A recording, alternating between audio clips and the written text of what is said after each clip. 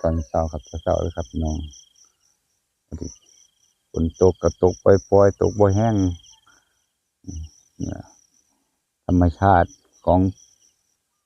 ชนบทครับพี่น้อง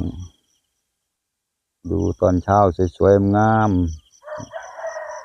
พระอาทิตย์กำลังจะขึ้นครับพี่น้อง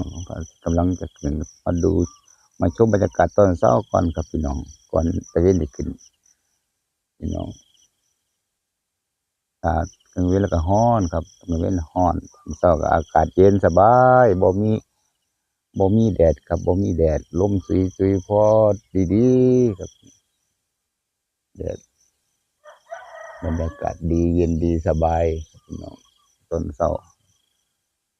ซึ่งบรรยากาศตอนเช้าครับพี่น้องสวยงามครับ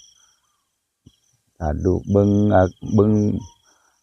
บรรยากาศก็ต้องเบิ่งตอนเช้าครับสวยงามดีครับนี่บ่แดดบ่ร้อนอากาศเย็นสบายครับอากาศเย็นสบายดีลมอ่อนๆครับลมอ่อน